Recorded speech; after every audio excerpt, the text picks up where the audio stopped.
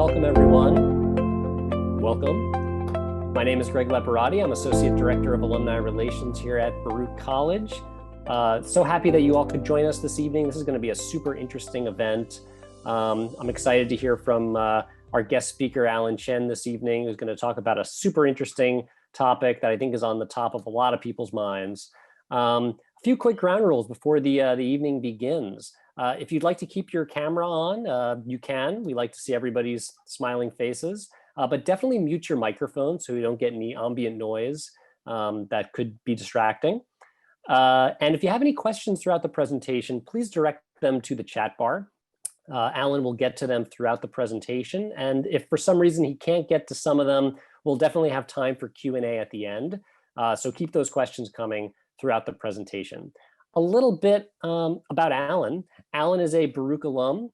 After graduating and landing his first full-time job, he realized that he actually had no idea what to do with the money he was earning. Financial literacy is not a skill taught in schools, and coming from a low-income family, Alan had seen firsthand the negative effects of poor money management and not saving for retirement.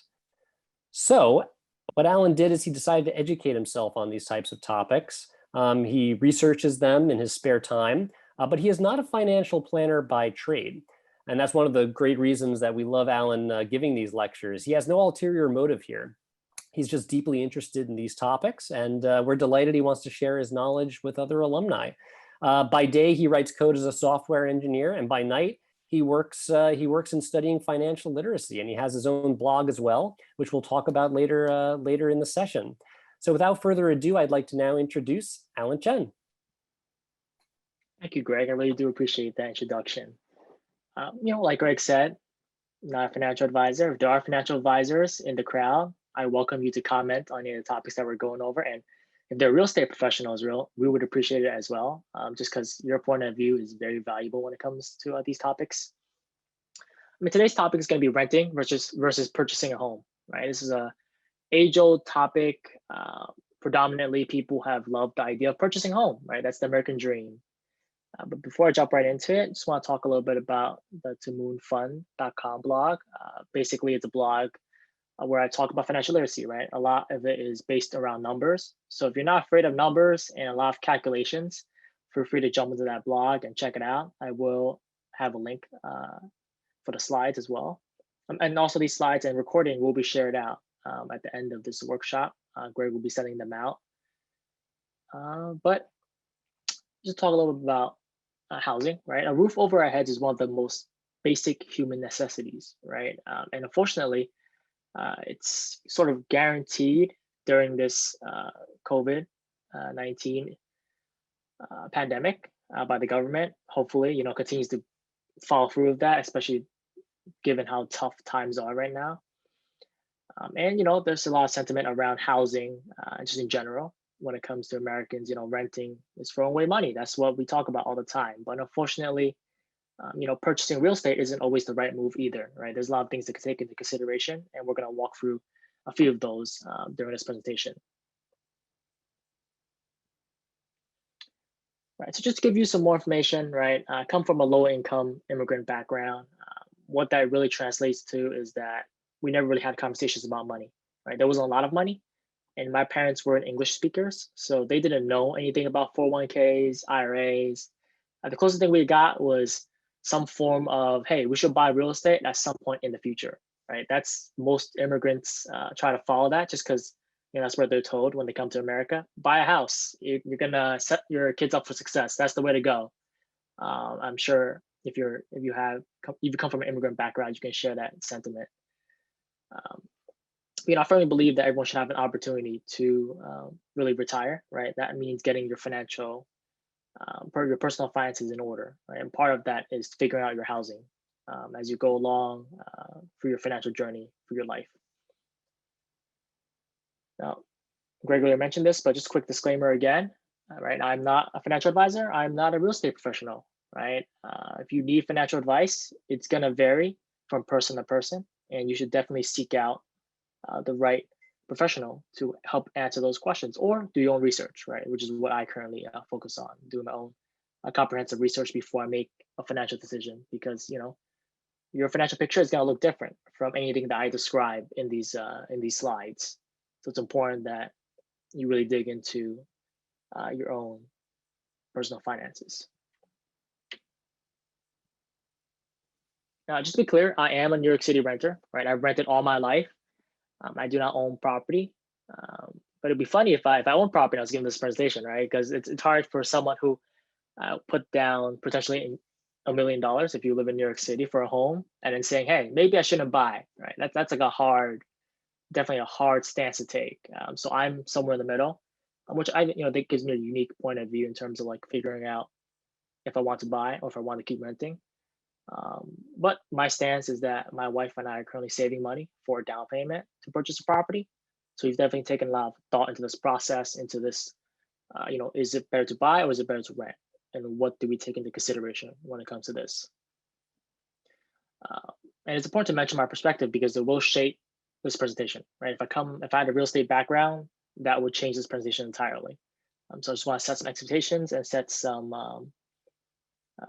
giving you an idea about where I'm coming from. Now, as Greg mentioned already, feel free to interrupt during this workshop. Use the chat box. I am monitoring it, so if you have questions, do pop up. I'm going to answer them. If you sent questions to Greg, chances are I have them in the slide somewhere, so I will bring them up.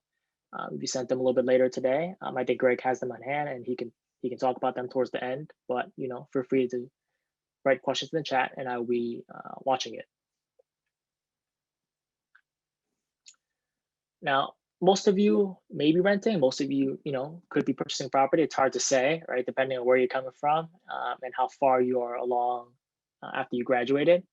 But renting, some of you may be renting, and renting is, I think, a very good choice depending on several factors, right? The biggest one, I think, is affordability, right? This one's pretty self-explanatory.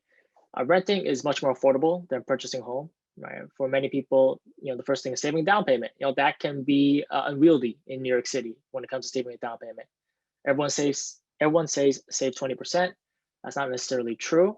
You can save less than 20% and still purchase property just fine. You just have to pay an additional cost on top of that, and that cost will vary from person to person, right? So, but still, generally speaking, if you rent, you can get more amenities and space for that rent versus a mortgage payment of the same amount, right? So that's something to keep in mind. And the second thing is the flexibility, right? Most leases are around 1 to 2 years. If you sign the lease during COVID-19, maybe you could be more flexible with it. I've seen people sign less than a year, depending on what the situation looks like. But essentially, the flexibility provides many things, right? One good example is if you get a new job, it's across the country, you have to move, right? You can double your salary if you move. But if you own a house, you can't move as easily, right? Because if you do move, you have a choice of either selling your home or to continue paying that mortgage. Plus, you have to pay for rent or pay for your living situation in your new location, right? So you lose a lot of flexibility when it comes to that. So really renting allows that ability to move, to pursue opportunities is something to think about. And the third thing here is landlords, right? A lot of people who rent have, I would say, mixed relationships with your landlord, right? If you know what I mean. And it's understandable, right? Your landlords and tenants have a mutually beneficial and sometimes a strained relationship when it comes to housing, right? We do have to acknowledge that landlords are legally required to maintain your housing situation, right? Your property, basically, that you're living in, right? So, your water can't go out, your electricity can't be down, they have to fix these things for you. And having a landlord handle all of that for you means you don't have any unexpected costs, right? You don't have to repair these things yourself, and you don't have to do maintenance yourself. Since they handle it for you, you can be rest assured that, hey, at least someone's got my back when it comes to these issues. Hopefully, right? If your landlord is following the law. Now, this is the biggest question, right? Is renting the same as throwing your money away, right? I'm going to take the stance of no, it's not, because there's a couple things to think about, right? If you watch the recent debates. Well, that's not recent anymore, I guess. If you watch the debates with President-elect Biden and Trump, President Trump, you'll hear that, Biden's always talking about the idea, if you own property, your wealth is going to go up, it's going to explode, right? Is that always true? It's not always true, right? You can make a general statement, but it's not a guarantee, right? The American dream tells us we should all own a home because it guarantees wealth generation. Right? That's a false belief that hasn't really helped us in the recent years, right? If you think about this idea plus loose regulations and greed, those are the things that are partly to blame for the 2008 housing crisis and the recession, right? Basically, you told a bunch of people, you should all get homes, and they all got homes, and they couldn't afford those homes, so they basically, went bankrupt. They lost their houses. They, a lot of issues came from that. And the argument for renting and home ownership is not black and white, right? It's actually more in the gray area. And if you've done your research in terms of you're looking into if you should buy a home or not, you'll see this gray area very prominently when you do your research.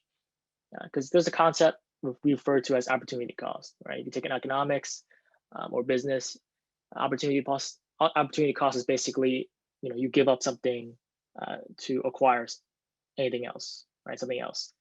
So basically, if you think about, if you decide to invest your money into a home and it gains equity, so you pay off that loan, how positive are you that the home will go up in value? What if the home drops in value? What if your neighborhood drops in value? If that occurs, you could potentially have a loan that's higher than the value of your home, right? That doesn't help you because now you owe more money than what you would gain from that. And some of the things to think about is housing costs is not always going to be higher than renting, right? Well, housing costs are almost always going to be higher than renting if we hold everything equal. Right? Like I mentioned before, the landlord takes care of the repairs. When you own a home, you're repairing. Right? So to really analyze this, you have to consider the fact that, hey, I'm paying off a mortgage, I'm paying off repairs, and you have to calculate all the additional costs that would be versus renting, right? And could that money be used elsewhere more efficiently to build wealth? Maybe, right?Maybe you could build a business. Maybe you could invest in the stock market, right? We'll talk a little bit more about that in a bit. But I would say only you or you with your financial advisor can really say if renting is throwing away your money, right? And you need to look at your own financial situation, where you stand, and also, what opportunity costs. What are you giving up to purchase a home? So purchase a home is not all bad, right? There's a reason people love to do it. And there's a couple of things behind it. Nothing guaranteed, but there's a couple of benefits behind it, right? The first thing is, like I mentioned before, opportunity to generate wealth by increasing value of land, right? And these words are very important because when you purchase a home, the home itself, the walls of your home, it's going to decrease in value because your home's gonna need repairs, right? The pipes are gonna get old, your house is gonna, it's gonna deteriorate over time. You need to paint it, so on. What goes up in value is the actual land itself, right? That goes up in value. And depending on where you're located, and a myriad of factors, it can go up or it can go down, right? And a lot of those things are outside your control, really, when you think about it. Someone asked if I will speak about cooperatives or co-ops. I won't dive into this. I won't dive into that too much. I will say that when I was thinking about purchasing homes, I was basically divided between condos and co-ops. And my understanding of co-ops is that you own a share of the company that owns the building, right? So you don't necessarily own the four walls in your apartment, right? Like you would in a condo. But they do come with a lower cost than if you purchase a condo. I believe you do have to interview to get into a co-op. So there's definitely a lot of trade-offs when it comes to it, and they're much more affordable than if you were to buy a physical house or a detached house somewhere in New York. But I don't think I'm gonna dig too deep into the differences between the types of homes you can purchase. But if you have questions, happy to answer as we go through. or you have specific questions, happy to answer as much as I know based on my research and what I've been doing when it comes to purchasing home on my end. The second thing here is predictable payments, right? This is an interesting thing because it impacts me, right? If I had good credit because I've always paid my credit cards on time, right? The issue with what I'm doing is that the one thing I'm missing actually is I don't have different types of credit on my credit report, right, or on my credit history. Credit card companies and anyone banks are really looking for people who have diversity in what they have loans with, right? Since I never had a mortgage, I never had a car loan, or I never had student loans. These companies don't trust me as much, no matter how weird that sounds. Having a mortgage does make you more, does build your credit, right? That you can't build otherwise without taking a loan for other stuff, right? But also the predictable payments, right? You know what your mortgage is gonna look like, you know what your interest is gonna look like for maybe 30 to 15 years, right? So that's like sort of a guarantee. The unpredictable side is the repairs, right? What you have to do there. And we can't ignore one of the biggest things of all, the emotional benefits, right? Who doesn't want a home because they want a feeling of control, a feeling of belonging, right? People talk about buying a home when they talk about starting a family almost simultaneously, right? You can't start a family without a home, right? Something like that. And it's really weird, but it's also, there's an emotional benefit to think about, right? If you don't want to answer to your landlord anymore, you don't want to deal with all this stuff. You just want to say, hey, I own the home. I'm my own boss. I own these walls. That's very that's something that you can think about, right? That you can assign a dollar value to that. So it's not something to just ignore and say, hey, buying a home, it's all about purely financial, nothing else.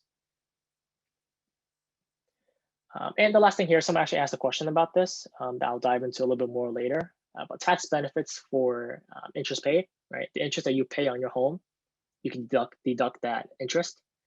It benefits you more in the first couple of years because the way that loans are structured, home mortgage loans are structured, is that you pay the bulk of the interest upfront and you pay more of the principal later on, right? So based on this, you'll reap the benefits of that in the first couple of years when it comes to paying off for your home. And then there's real estate taxes. Those taxes will vary from city to city, right? So you're going to buy a home, look into what those taxes are because sometimes they can make it or break it, right? If you think about it, it's like your new rent. You're basically paying new rent. Now it's just every year and to the government instead of to a landlord, right? They're your new landlord essentially, but they won't fix anything for you. They provide other services. And a PMI, private mortgage insurance, if you plan to go in with less than 20% down payment, something to keep in mind. You need to pay PMI. And selling your home, there's tax benefits for selling your home, right? Something to consider. If you sell your home, only a certain amount of the gain is taxable, right? I think they lowered it in the recent years, but you can find that number either in the link I provide later on or on the IRS website. It is available. So what a lot of people do actually is they buy a lower cost home when they start out, and then they sell it and they upgrade, right? They just jump to the next home. Of course, you probably take on a higher mortgage, but you can basically improve your living standards over time. All right, stocks and home equity, right? For those of you who are investors out there who invest in the US stock market, this is something that you might be curious about. Does my home value grow faster than my stocks? And we can look at some numbers here. And so if you do invest, you know that the US stock market on average gains 7% each year, right? This is sort of a stat that is historically true, and most investors have accepted that's the benchmark they want to use when it comes to investments. So we're going to follow that same benchmark here. Home prices, on the other hand, are unpredictable, difficult to measure due to location, renovations, and private values. Right? What I mean by this is you don't actually know the cost of your home until you sell it. Right? So you put it on the market and people are saying, hey, I want to buy it for XYZ. Right? I'm going to put a bid on it. But if you don't put it on the market, you can have someone come in and tell you how much it costs, but it's essentially meaningless, right? Because you can't execute on that until you put it on the market and people start giving you offers, which makes it difficult to measure, right? Not everyone's going to sell their home and have it in the market. It's hard to say where home prices land. But luckily for us, there is a research on home prices for the past a couple of decades, past 5 decades. U.S. home prices gain, on average, 5.4% each year, right? But this doesn't account for inflation. Once you account for inflation, it comes out to 3.4%, right? So once you adjust for inflation. So I'm gonna ask the question in here. Mortgage interest is tax deductible only if you itemize. For someone who doesn't itemize, are there any tax advantages? Yeah, that's the tricky part. You can't, for those of you who file your own taxes, right? You don't have your accountant do it. There's the standard deduction, and then you have you can itemize, right? So the standard deduction, I believe, if you're married, is around like 2,400, right? So your mortgage interest would have to exceed that amount to make it worth it. What I hear is basically, what I hear from other people who have purchased homes is your interest has to be high enough. So basically the value of the loan, your mortgage, has to be high enough that you can reap benefits off of that, right? So here's what you shouldn't do. You shouldn't buy a home for tax advantages, right? Because eventually the interest is going to go away, right? Because you pay most of the interest up front, towards the latter years, you don't pay as much interest, right? So don't buy a home thinking, hey, I'm gonna get all this money back from the government forever, and the government's basically paying me to buy a home. Don't think like that. That's not a good way to think about it. It shouldn't be the only factor you consider in it. So chances are you will get tax advantages out of it, even if you choose to itemize versus do the standard deduction. But you want to look at your financials. You want to talk to your accountant before you do so, and figure out, if the home you buy for that price and the interest you pay for it would give you the same benefit, if not more, than if you claim the standard deduction. Right? So definitely don't want to say, hey, for sure you're going to get tax benefits and it's going to be better than your standard deduction.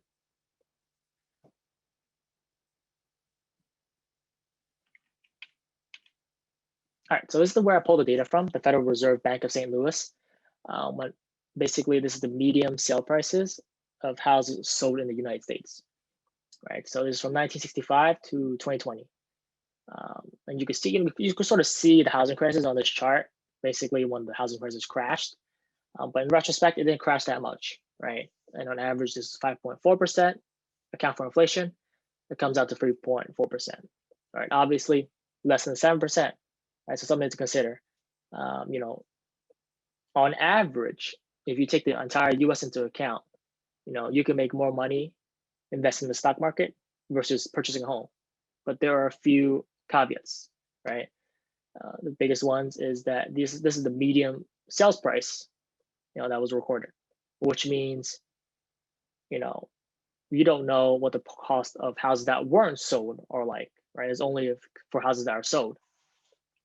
And it's important to mention that we're using the median here and not the average. If you use the average, then the wealthy homes will skew this chart upward, right? So median is the better metric here, which is good that they're using it. This data is also reflective of all the US. Right? So different regions will have different home prices. Right? Being as if you're in New York right now, you're living in one of the most expensive regions, right? When you compare to the rest of the United States, there are obviously some cities are more expensive, but New York City is definitely one of the more expensive ones, right? So this chart does not account for New York City, right? Or it does, but you can't see it as prominently in all of this data. So you should take this data with a grain of salt, right? It does not guarantee that your purchasing of a home is going to be better than the stock market or vice versa, right? But the stock market, you can at least be sure that it's going to be somewhere around 7% historically, right? For your home, hard to say. You're going to have to look at some more data and dig in more into it. Someone asked, any advantages to refinancing? Yeah, so I had a friend who recently refinanced. The real question is, it depends, right? I hate to say it, but this question is really depends for refinancing. Refinancing, basically, for those of you that aren't aware, right? If you have a higher interest rate because you bought a house and had a mortgage from 10 years ago, And now the interest rate is lower. For many of us, it's going to be lower just because the Federal Reserve has dropped interest rates to almost 0%. I think it's 0% now, or 0.25%, something along those lines, which also drops interest rate of loans, right? Such as a mortgage. So those loans, interest rates are going to be lower. So what that means is you could potentially pay less for your loan, for your mortgage. So refinancing is saying, hey, you go to the bank, you tell them, hey, I want to change out my high interest loan for a lower interest loan. And you're wondering, hey, why would anyone not do that? Right? Well, I would love to pay less for my loan, for whatever's remaining of my loan. Thing is, when you do that, you have to pay a sort of like a fee to have the bank, basically process it, right? To switch your loan over to a lower interest loan. They'll charge you a percentage of the remainder of your loan, right? So that's when you pull up the spreadsheet, right? You pull up the spreadsheet. Does it make sense to switch over? Do you save enough money switching over to justify that cost you have to pay upfront to switch over, right? And the answer is it depends on how much your loan is, how much low the interest rate is, and how much you're paying to refinance, right? So that's something to keep in mind. But you should definitely consider it, right? Do the math, and you'll have an answer once you do the math. All right, so I talked about a lot about the entire U.S. market. Let's talk about how you can see the value of a smaller market, right? So here, for those of you who are familiar with Zillow, right? Zillow is basically a platform, not sponsored by Zillow, just saying that out loud, but Zillow is a platform to basically allow you to look at housing, right? Look at rents, look at purchase a home, whatnot. I have the link provided here where you can see your neighborhood and see what the value of those homes, I believe were on average, maybe this chart is telling me on average what they were like for the past decade, right? So here you'll see that a Brooklyn home, runs just a little bit under 800K currently. That's currently where it's standing. And you can see other homes for XYZ amount. I compared to Jersey City. Obviously, Jersey City is going to be less expensive than Brooklyn on average. Just to give you an idea about can your home grow in value based on a neighborhood, right, or a city. And if you don't see it growing in value, maybe you should not buy in that area, right? And if it's only growing by XYZ% and you want to really focus on wealth building, or it's growing less than 7% every year, then maybe you should invest in the stock market instead. Right. So those are things to consider. Those are tools you can look at to see what your neighborhood looks like. But obviously there's going to be some flaws of this logic because each home is going to be different in value, right? And this has to do with the fact that renovations, repairs are not seen by Zillow, right? They don't know if you repaired your home. They don't know if you renovated your home unless you tell them, right? So you have to update them for them to sort of like give a value, but still that's sketchy at best. Remember what I said, the only way to truly value your home is to put it on the market and someone makes a bid for it. Otherwise it's sort of a shot in the dark, which makes it hard, right? You're basically making a 15, 30-year commitment and you don't know if your home's gonna go up in value. Maybe it will go up, but will go up faster than the stock market or any other investment that you make. But that's the risk that you understand, and you should understand when you go into researching into a specific home and the region of that home. Someone asked, any advice for shopping around for mortgage loans? I would say, check your bank, check the bank that you bank with, but don't commit to that bank, right? It's more of when I think about shopping for real estate loans. Someone drew a line on the presentation. But when I think about shopping around for mortgage loans, I think about just asking as many people as possible to figure out, or as many bankers as possible to figure out what the loans and interest rates are between all of them, right? And then also the cost of the closing costs for that loan. Let me see if I can turn off these drawings here. Let's see. Yeah, Alan, you should be able to disable annotations up in the options. I did disable them, but it looks like it doesn't sort of like hide it, the ones that already exist on the screen. Well, if whoever did that could please erase those. Well, I don't know if that's possible. Yeah. I can stop sharing and reshare again. Sure. That Yeah, that works. could work. Yeah. Yeah, let me do that real quick. Sorry about that, everyone. Loving all these questions, though. Oh, they're coming in hot. Here we There go. we go. Can Perfect. everyone see the screen again? Looks Nice. good. And you disabled the annotations? I think we're good. Yes, I disabled the annotation this time, so All right, we should perfect. be okay. All right, cool. All right, someone asked, any advantages buyers, real estate agents versus online sites to purchase? I would say I'm not too familiar, but if I was to make a large home purchase, I can tell you what I'm gonna do. I'm gonna go to a real estate agent if I want to make a large purchase, right? This is like hundreds of thousands of dollars and potentially $1 million, right? I definitely don't want to say, hey, I'm gonna go online and find some online site to purchase a home, right? If that's what you that's what you mean. I definitely want to be more involved in the process, right? More of a physical involvement. Um, and I hear that even though we are having COVID-19, people are purchasing a lot of homes now just because of the low interest rates, and the environment is just set up to buy a home. Can I refinance if I have 8 years to finish the house? I think you could always refinance given some uh, limitations, right? And the limitations are like, can you refinance if you refinance the year before or something like that? You have to have like some sort of period in between for refinancing.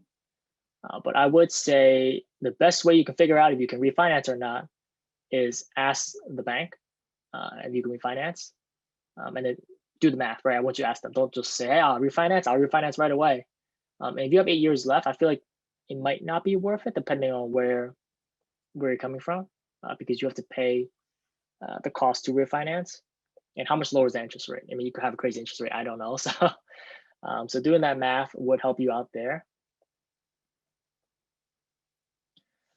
And someone asked, hire a mortgage broker to shop the best loan available. Yeah, I mean, that's another option. You can hire a mortgage broker, so they'll shop for you instead of shopping for yourself. I'm a fan of doing it myself because I feel like I'll learn a lot that way.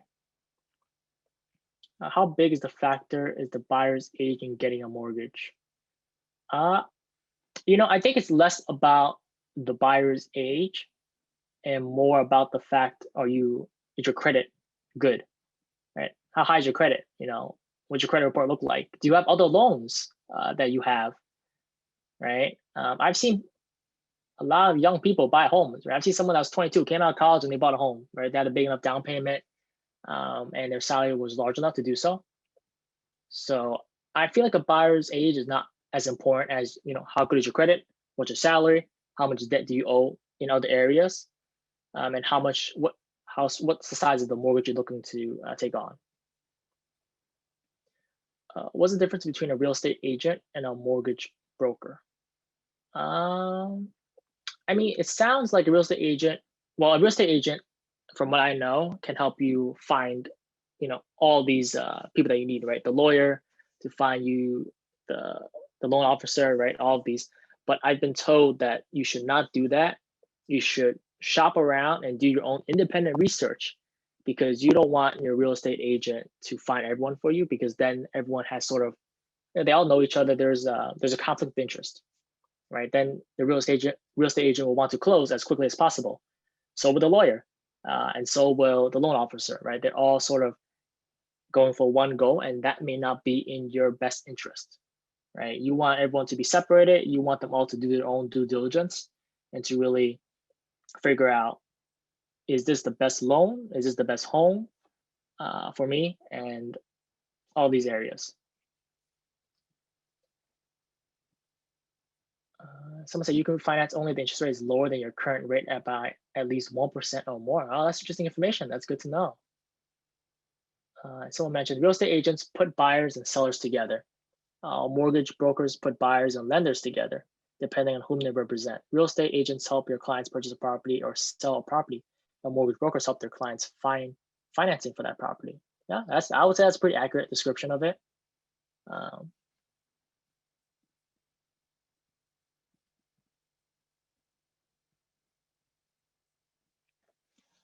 all right, moving on to the next topic. What if your rent is the same as your mortgage payment? And here's a big question that comes up a lot because everyone's like, if I can get the same deal, then why not just buy, right? Why would I want to throw away my money? Well, that's how they see it, right? I think the big thing is that it's if everything else is equal, right? If you purchase the same home in terms of amenities and size, we'll find a significant increase in rent should you do it. And I think it really depends, right? You should remember that a mortgage payment is not the only expense for home purchase, right? It may or may not already include tax, but there's also home repairs, there's insurance to think about, and so much more, right? There's all these hidden costs that come with buying a home. That say if you buy a home that you don't have to worry about if you rent, right? And chances are, in the end, it's still a gamble, right? You have to remember the fact that your home can go up or down in value. It's hard to say. And personally, here's what I think about when it comes to buying a home. I don't feel comfortable if my entire net, my net assets, my entire, all of my money is in a single home, right? And I'm just working to pay that off that single home, right? Because I would feel more comfortable if, for example, if I purchase a 300K home, I would also have 300K in other assets like retirement, in my savings, in my investment accounts, versus having everything in a home. Because if that home crashes in value, if '08, sort of happens again, you're out of luck, right? You lose a lot of value on your home, and it takes a long time to recover, right? So you may feel like you have a home, but you won't be wealthy if you have that home, right? If you didn't diversify, right? So it's important to, a home is an investment. You have to diversify your investments. Don't put all your eggs into one basket, which is what most people do when it comes to homes. Right? They just buy a home and they're like, I bought as much as I can, and I'm just paying that off forever, but I'm not investing in anything else. That's not a wise move. Someone asked, is it possible for someone to purchase a home, co-op, and condo without having a cosigner? Yes, that's my plan, to purchase without having a cosigner. If you are in a situation where your credit is not good, you might need a cosigner, right? You need to look attractive to these loan officers, basically.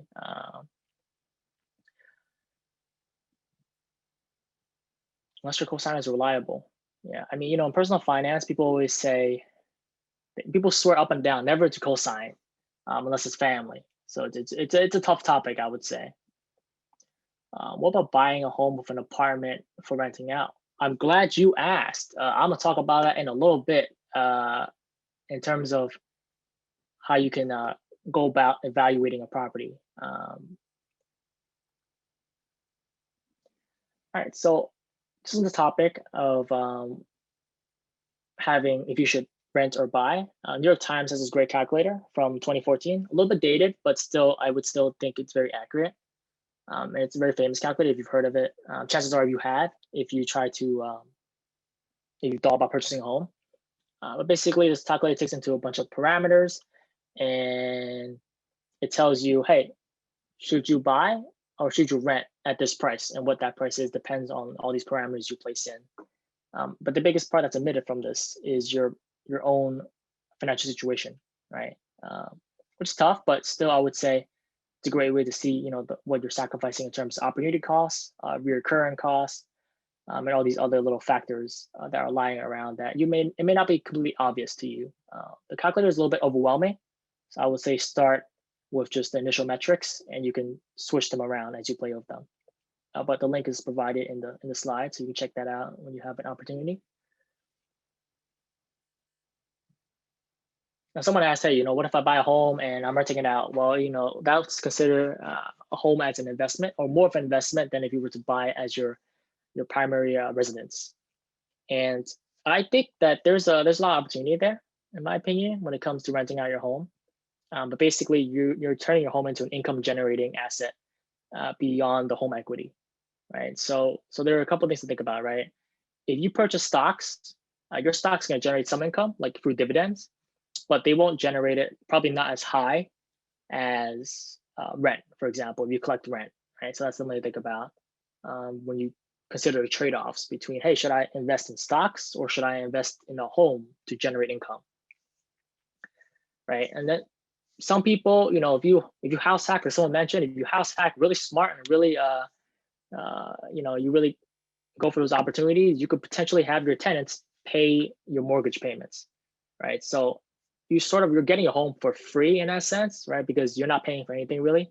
You have your tenants pay for it. That's like the dream, right? That's what a lot of real estate investors really think about when they start out. They're trying to say, hey, can I buy my home so I don't have to pay for it at all, and the tenants pay for it, and you'll just be responsible for maintenance of the home and repairs, right? Which comes out of your own pocket. But if if you can make enough of a net positive from these rent versus the mortgage payment, then maybe that'll be covered as well. But something to think about, right? This is an investment. Like all investments, there's a risk, right? I'm not gonna sit there and tell you, hey, if you buy a home as an investment, if you buy an apartment and you rent it out, guaranteed success. That's not what's happening here. You need to do your own research to figure out, is this apartment going to make me money? Just like any investment, right? There's no guarantee that just because you buy an apartment and you rent it out, you're going to make money. And the biggest question we have to answer is, does the tenant's rent generate more revenue than the cost of the mortgage and maintenance, right? And this is a tough question to answer because there's so many vectors, there's so many variables to this. But there are tools out there to help you answer. And I'm sure the people who are responding in the chat know some of these tools or maybe have used them themselves. But I'm just going to go through one of them just to give us an idea about how we can sort of look into investing for a home, right? Treating a home as an investment. So just to walk us through sort of a methodology. When you rent out as a landlord, there are a lot of regulations. Yes, there are a lot of regulations, and only if you're good tenants. There's a lot of like caveats, right, to think about. So it's not as straightforward as some of you who may already be home investors know. But just to walk you through one of these examples of how you would go about finding. How do you find the home value index on Zillow? Yes, I will be sharing it out. So all the things that I link here are going to have a link either in the description or on the link here. But the first thing I would say when it comes to finding investment property is find the property first, right? Then you can sort of work around and see if you can make some money off of it before you actually purchase it, right? Do some calculations. So finding a home, I went on Zillow, like I mentioned before, you can purchase property. You can find property to purchase on Zillow, right? So I just went to the Upper East Side, took a look around. I said I'm going to buy something between 500 and 600K, just because that's my budget. You should put a budget on it because it's New York City and the prices can go sky high, and you don't want to deal with that. You don't want to see what you can't purchase, right? But given that, you click any property. I just picked a random one here. No guarantee that's good or not, right? I'm just picking a random one. You shouldn't do that. You should do your own due diligence. But this one is $599.99, and roughly, let's say the down payment, you put 20% down, so $120,000. And Zillow's great because it provides a wealth of information, right? Their tax data is generally accurate. They provide the HOA fee, homeowners association. I know you're looking at this and you're like, this is crazy, $1,000, $1,527 per month. It's practically rent. Yes, that's practically rent. But it is, this home is very expensive to maintain, it seems, and to also purchase when you compare to the rest of the United States. But they do have all the information that you need to sort of run your calculations, right? On, can this home be profitable? Right? That's the real question you want to answer. Now, what's the other side of the equation? It's revenue, right? The rent that comes in. And Zillow also has a great, rent estimate calculator to sort of give you an idea about, what rent might be for that home. You basically put in your rental, and then to give you an estimate, right? So you'll see here 3,300. No guarantee this is accurate, but they do use data from surrounding neighborhoods, so you can sort of guesstimate, if you will. Better than nothing. And this is for a 1 bedroom, 1 bathroom apartment in the Upper East Side with a rent estimate of $3,300. And you gotta ask yourself, can we make money? But it's difficult to calculate, but don't worry, we have a calculator for that. For those of you who have been to Bigger Pockets or know of Bigger Pockets, right? It's a nice site for real estate investors. There's a bunch of information on it, a bunch of tools on it that you can use to determine if your investment is profitable and help beginners get started on investing. So right off the bat, you can see here, I plugged in a bunch of numbers. I plugged in all the numbers from Zillow into this calculator, and they're telling me, hey, it's not going to be profitable. I'm going to lose $1,473 a month, right? The income is basically the rent. Expenses are, everything else, right? Maintenance fees, HOA fees, taxes, so on, you name it. And the mortgage payment as well, $2,020.33. So you can see right now, it's not great, right? And this is one example of investment property that's not guaranteed to make you money, right? It's something to keep in mind. Right? Many do, but many also don't. But using this calculator will help you out. But if you walk through this calculator, you'll see stuff like they'll break down the expenses for you. You can sort of toggle things. Hey, can I increase my rent income? What would that look like? Can I decrease my expenses? Can I decrease my vacancy rate? If you have your home's empty for 7% of the year or something like that. Or if you have someone managing the property for you, what's the management fees like? They also break down your monthly expenses, which is really nice. So you can see what you're actually paying for every month. And the last thing here I want to mention is they do break down the life of the loan, right? The life of your investment property. So this is a 30-year loan. So they basically tell you, walk you through all 30 years. When are you going to be profitable? What if you're never profitable, right? You can take a look at the cash flow here. You can see here, we're never profitable. We're losing money every year. This is obviously a bad home. But your equity in the home goes up, right? Eventually at year 30, it will be worth $1 million, which is fantastic, right? You can sell it, you can make some profit if you sold it. Of course, you would have lost money along the way. So it's all about how you think about your investment. But they do a lot of breakdowns. This calculator is great for that. So I would definitely encourage you to check it out if you're thinking about buying a home as an investment. So we got a few questions here. The benefits of renting out to tenants outweigh any regulations that may be imposed by local state ordinances. Yeah, hopefully, you're in a location where, your rent outweighs that. Other than Zillow, what other websites do you recommend one to look at for searching for property to rent or own?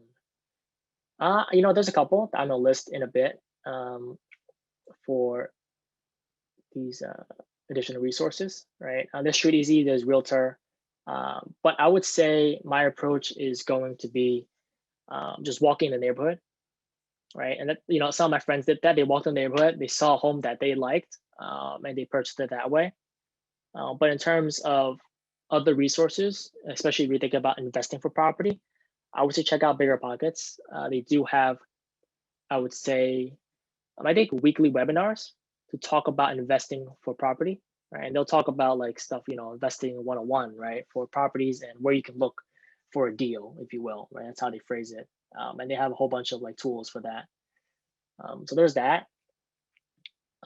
Other than Zillow, what other websites do you recommend? Oh, I just read that one. Any thoughts on using HomeSnap versus Zillow for search? I haven't heard of HomeSnap actually.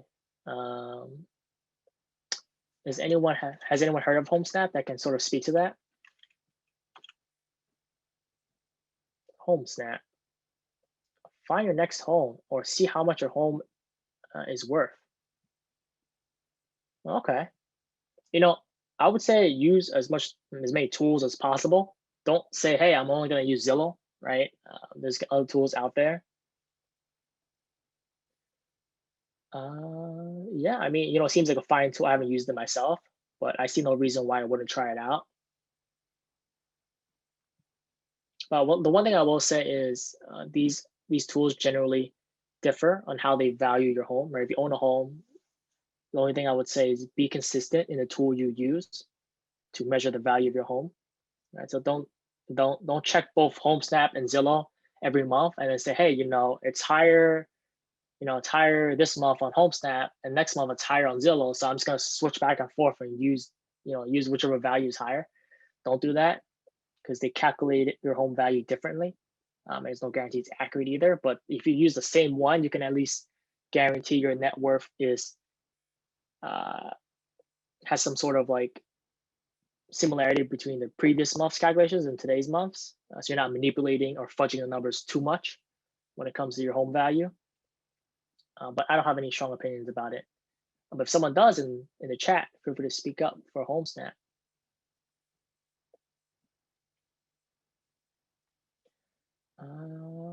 Look at that, someone provided Zillow home values. That's great. Is there an advantage to dealing with listing agents for a home versus multiple listings? I'm gonna say I don't know enough about that topic to answer right off the hand. Maybe someone else in the chat knows to talk about this. I know it was mentioned quite a bit when I was looking into real estate investing when it comes to listing agents or multiple listings. But I'm not going to claim expertise on that question.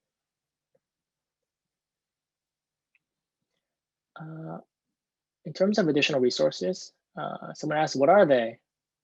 Good question.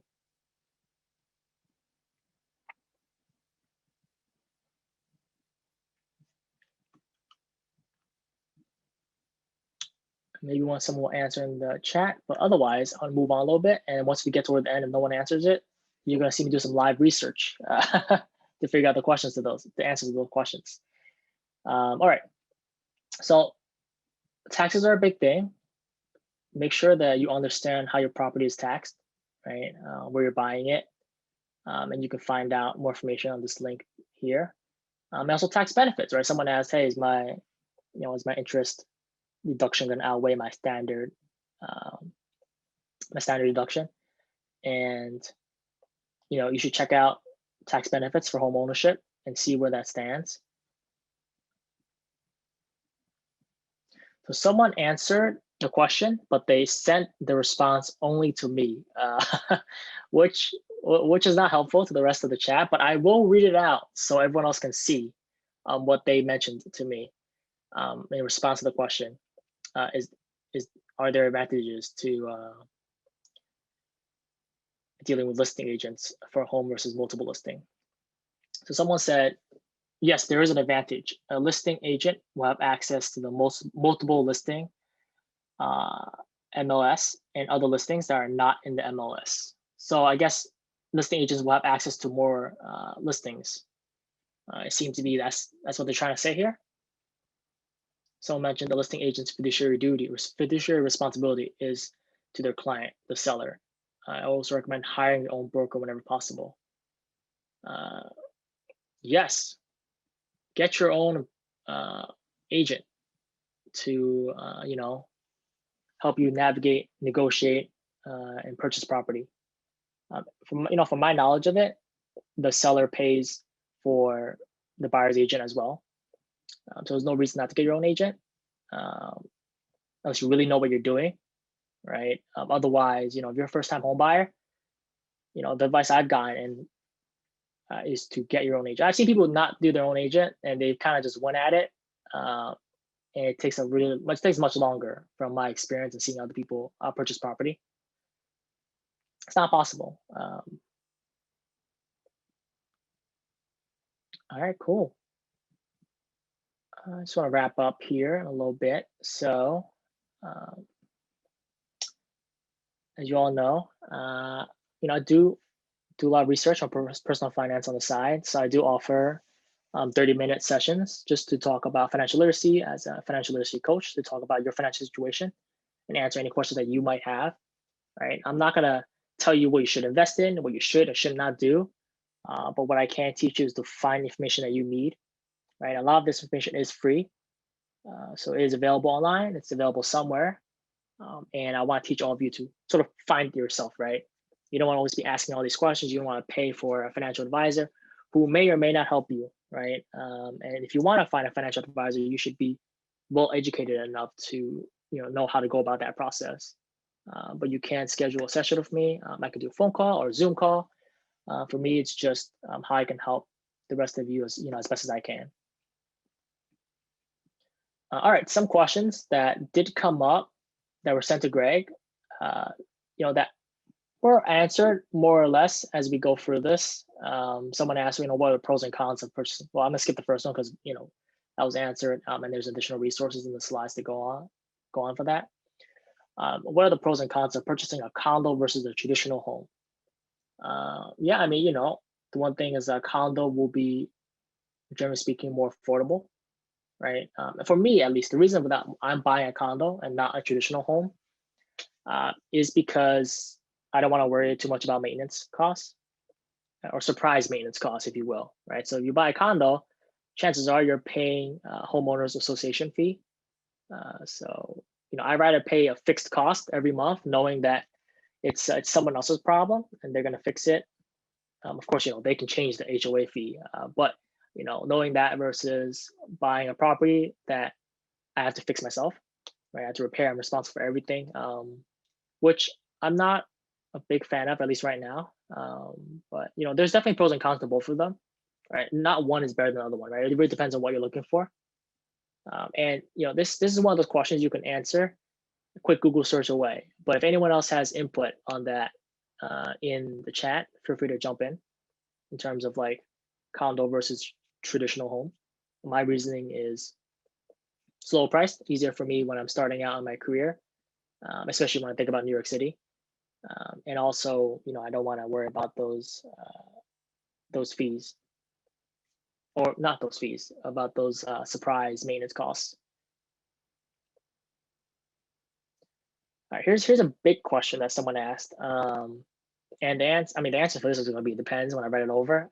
What makes more financial sense, to buy in an area where taxes are high, but house prices, are lower, or low taxes but higher principal and interest costs? So do you want to take on a bigger loan for lower taxes, or do you want to take on a smaller loan for higher taxes, right? Assuming, everything's equal, it seems is what they're saying.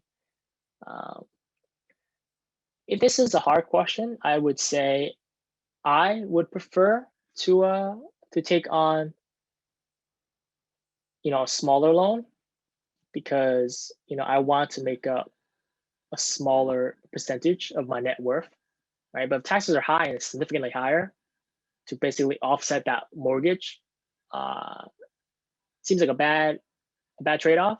But I will say, your taxes can change throughout the years, right? Generally they go up, but you can sort of like, in a way, ask the city to reevaluate your property so you can lower your taxes, right? They find that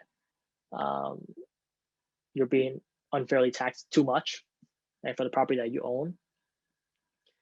I don't think there's a right answer here, right? It depends on, do you want a fixed cost, which is these taxes that you have to pay forever, even after you pay off your entire home, right? If you're fine with paying this tax after you've paid off your home, and obviously it'll keep going higher, right? And we know anything about taxes, but also like it's unpredictable with taxes at the same time. I don't want to say for sure it's gonna keep going up.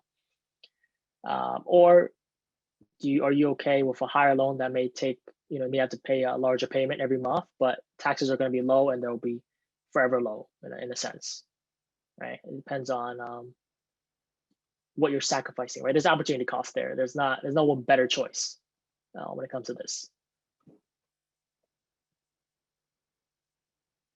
All right.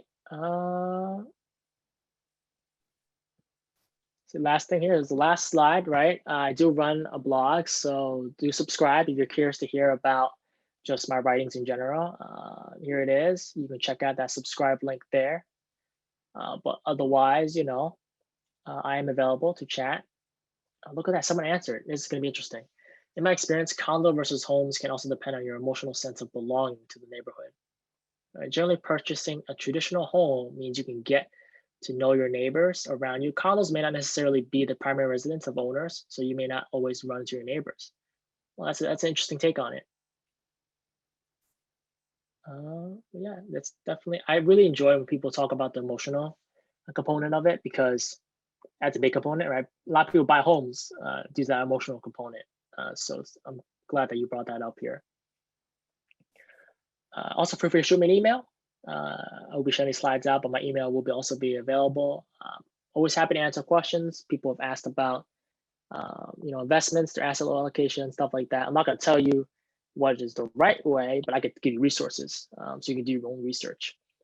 You can find my previous workshops on this YouTube channel run by Baruch's Star Career Development Center.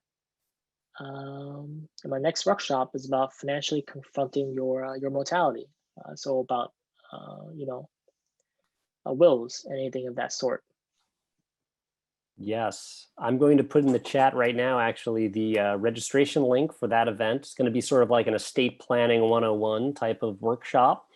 Looking forward to that one. Thank you so much, Alan, for this workshop. You know, at the end of the day, the answer to these questions is really, it depends, as you were pointing out, because everyone's situation is so different. But just thinking about these topics and, thinking through some of the finer details is super important just in and of itself. So this has been a super helpful workshop. We have a few other questions, I think, coming in, and feel free to ask more questions. We're going to stay on for a little bit longer to answer them. Just wanted to also remind you that we will be sending out the recording of this and the slides, so you guys can definitely consult that afterwards. And yeah, we should be following up soon with that. And let's take a look at some of these other questions. Yeah, for sure. And I do appreciate everyone else pitching in, who have definitely more experience than me when it comes to these these areas. Do appreciate your insight into all these questions. Someone asked, the people needed are an agent, broker, lawyer, loan officer. Are there any other people needed? You want to have an inspector. I forgot the exact name, but you want to have someone look at your property before you actually commit to buying it or going through with the loan. Right? If you find something wrong with the property, right? Pipes are broken, or the wood is no good. You want to bring it back to the seller, see if you can get a better deal off of that. So you want to include that person as well.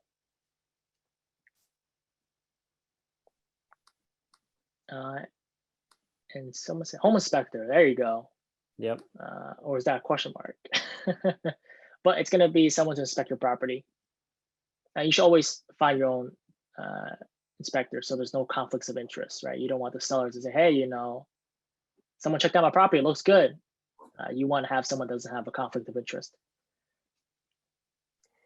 Yeah, I think this whole, the concept of sort of thinking of your home as an investment and then thinking of things like, well, would my money be better served investing in the stock market? Things like that. These are all interesting topics and interesting thoughts for people to have. I think sometimes people can be kind of tunnel vision on buying a home, and you bring in some of the aspects of other types of wealth building that we should also consider, which I think is pretty important. Oh, here we are. Another question here. Yep. Since all the people need to be hired separately, do you have a suggestion on how to best find these people? Yes, I asked this question a lot, actually. The suggestion that I received was ask people that have purchased homes. Right. So I'm sure you definitely know some people who have purchased homes in your circle, right? Or your coworkers, right? You want to ask these people for recommendations. Make sure it's people you trust. So definitely that's my approach to it. I think going out and finding people by yourself is hard, right? You want to have that network. And one advice I got was be sure to interview your agent, right? Make sure that your agent, interview multiple agents. Make sure that your agent that you find, aligns with your values, your communications, along the same line as them, and that they're working, towards your benefit rather than, hey, how do we get the house as fast as possible into your hand, right? Because it may not be the best house. You want to make sure that the agent has your interest at heart. Definitely check out Alan's blog. He's got some super interesting content there. And you can also schedule a chat with Alan just to talk about some of your own financial questions, and he can help walk through some of that. So definitely check that out. What if the people I know made their purchases years ago? Would there be another way? Interesting. So try asking your coworkers, right? If you trust your coworkers, if they've purchased property recently, there would be a good source to talk to. Other things you can do is if you work for a large enough company, chances are your company will have some sort of financial benefit firm or financial advisory firm that can help out employees, right? You can ask them for recommendations for your area. And I think it's important to utilize as much resources as you can, so that you're not just Googling a real estate agent or going to Zillow and saying, hey, I want this real estate agent, or you want XYZ agent for whatever you're looking for. As much as possible, use your strong ties, use your weak ties, right? Before you get to the point where you are just doing cold emails or cold phone calls. But if you have to, just be sure to interview them, right? Make sure that they're good enough, right? You're not just taking anyone off the internet, because remember, you're not just renting a home for like $2,000 for rent each month. You're buying probably like a multi-$100,000 property. It's a lot of money. You want to make sure that you do it right.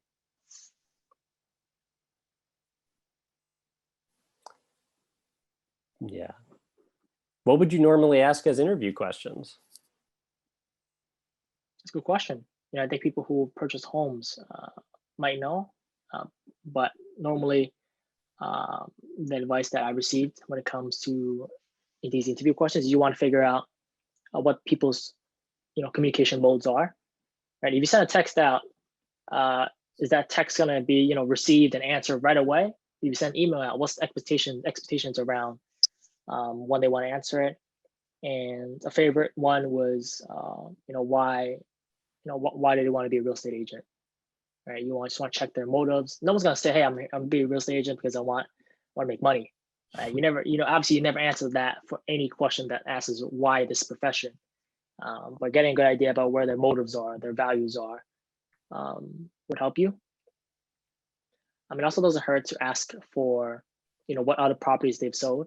Right? Have they dealt with properties in your your scope of what you're interested in?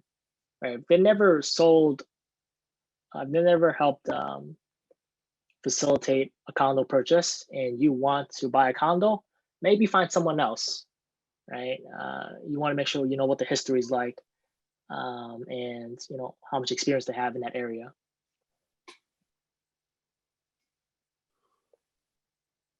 Excellent. I hope to see everybody at our next event in December. I put the link earlier in the chat. I'll put it one more time there if anybody wants to register for that. That should be interesting as well. This has been super interesting, Alan. Thank you so much. I've also done probably 50 of these webinars at this point. No one I have yet to encounter has annotated on the screen before until today. So this was my first time having that happen. So a very special experience. Yes, very special moment. Thank you guys for attending. I want to thank our alumni for being here this evening. If you guys have any additional questions, not only can you still ask them here in the chat, but you can also reach out to myself or Alan after the event. We're happy to chat with you further. You can also schedule an appointment with Alan on his blog. Definitely check out his content there too. It's super interesting. Yep. And someone asked to connect on LinkedIn. Feel free to connect with me. If you're a Baruch alumni, I'll probably just accept right away. If you can add a message saying you came from here, that would help me a lot too. But feel free to reach out there, reach out anywhere. I'm always happy to answer your questions. Oh, we have another question here. How long is the purchasing process to ownership? Oh, this question it really depends. I've seen people take 2 years to purchase a property. I've seen people take a couple of months. Right, you should prepare a significant amount of time. And I think the people who take the longest is that they don't know what they're looking for, or they don't have realistic expectations. I think someone put in the chat, to make sure you know what you're looking for, right? How many bedrooms do you want? How many bathrooms do you want? What's the square footage, right? Are you okay with remodeling the kitchen, right? What exactly are you looking for?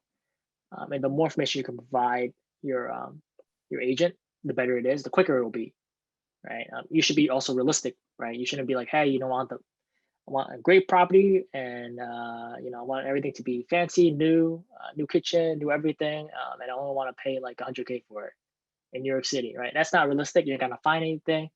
If you have a good agent, they just say it. That's not happening, right?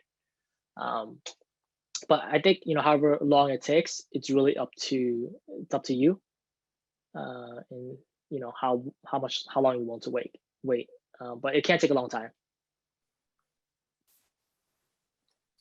Yeah, it's a big purchase, so it's not gonna it's not gonna take Just take your time. yeah, it's good to take your time. Well, thank you so much to all of our alumni for joining us this evening. Thank you so much for your participation. This has been a great event. We look forward to seeing you again soon. Oh, we have another question here. Okay. Just keep rolling in. Once a home is found, how long once everything is started?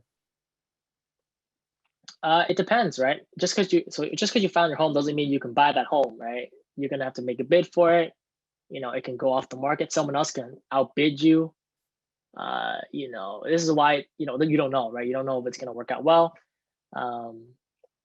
So it's depends. What kind of home did you find? What's the state of it? Is someone else currently already bidding for it? Is it off the market already, or are you being outbidded? Right? It's hard to say.